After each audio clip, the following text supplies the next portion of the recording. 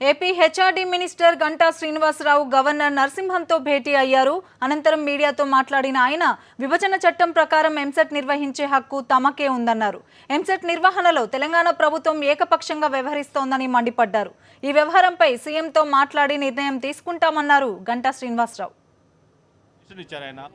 ఎందుకంటే ముఖ్యంగా పిల్లల భవిష్యత్తు దెబ్బతినకూడదు కాబట్టి మీరిద్దరూ ప్రెస్టేజ్లకు పోకుండా వయా మీడియాగా ఒక ఆల్టర్నేటివ్ ఇయర్ వాళ్ళు ఒక ఆల్టర్నేటివ్ ఇయర్ మీరు చేయండి అని చెప్పి సజెస్ట్ చేశారు. దానికి సంబంధించి మేమైతే గవర్నర్ గారు చెప్పిన అడ్వైజ్కి అంగీకరిస్తూ రిటర్న్గా కూడా గవర్నర్ గారు లెటర్ ఇవ్వడం జరిగింది. ఆయనకి పర్సనల్ కలిసి కూడా చెప్పాం. అయితే దురదృష్టవశాత్తు తెలంగాణ ప్రభుత్వం ఏదైతే గవర్నర్ గారు సజెస్ట్ చేశారో దాని మీద ఏ నిర్ణయం చెప్పకుండా వాళ్ళు ఏకపక్షంగా వాళ్ళు జియో ఇష్యూ చేశారు. మా ఎగ్జామ్స్ మేమే కండక్ట్ చేసుకుంటామని చెప్పని దాని మీద మళ్ళీ ఈరోజు గవర్నర్ గారు చెప్పడం జరిగింది. గవర్నర్ గారు సజెస్ట్ చేసిన ఆ మధ్య మార్గంగా ఏది చెప్పాలనుకుంటారో దానికి మేము అంగీకరిస్తున్నాము.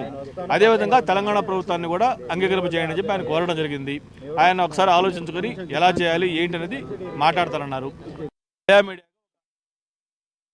ఎందుకంటే ముఖ్యంగా పిల్లల భవిష్యత్తు దెబ్బతినకూడదు కాబట్టి మీరిద్దరూ ప్రెస్టేజ్లకు పోకుండా వయా మీడియాగా ఒక ఆల్టర్నేటివ్ ఇయర్ వాళ్ళు ఒక ఆల్టర్నేటివ్ ఇయర్ మీరు చేయండి అని చెప్పి సజెస్ట్ చేశారు.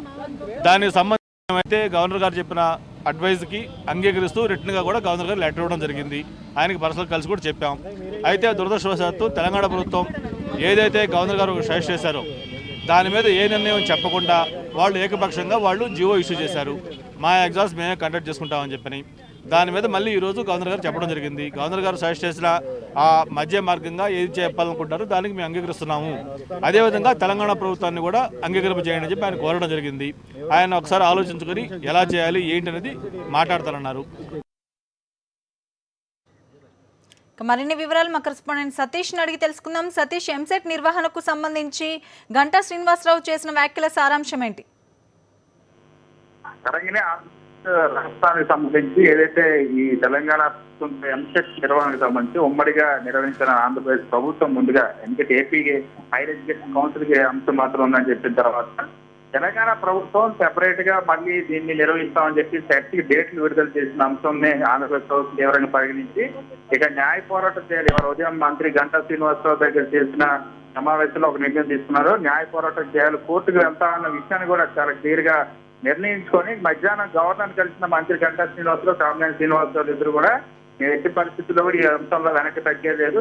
విభజన చట్టానికి విరుద్ధంగా తెలంగాణ ప్రభుత్వం బిహేవ్ చేస్తుంది. దాంతోపాటు వాళ్ళకి ఆ హైయర్ ఎడ్యుకేషన్ కౌన్సిల్ ఏర్పాటు చేసుకునే అర్హత కూడా లేదు అన్న అంశాన్ని గవర్నర్ తీసుకెళ్లి ఖచ్చితంగా ఈ అంశంలో మేము న్యాయ పోరాటం చేస్తామని కూడా గవర్నర్ కి క్లియర్ గా చెప్పడంతో ఇప్పుడు మరి కాసేపటి అది 6:30 గంటలకు ఇరు రాష్ట్రాల విద్యాశాఖ మంత్రులతో గవర్నర్ సమావేశం ఏర్పాటు చేశారు.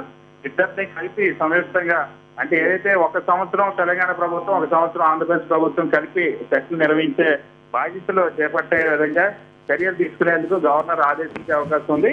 6:30 సమావేశంలో కీలకమైన నిర్ణయం రాబోతుంది. ఎంసెట్ ఏ రాష్ట్రం నిర్వహిస్తుంది, ఉమ్మడిగా నిర్వహిస్తుందా లేక వేరువేరుగా నిర్వహిస్తుందా అన్న అంశాలపై స్పష్టపరిచే అవకాశం ఉంది.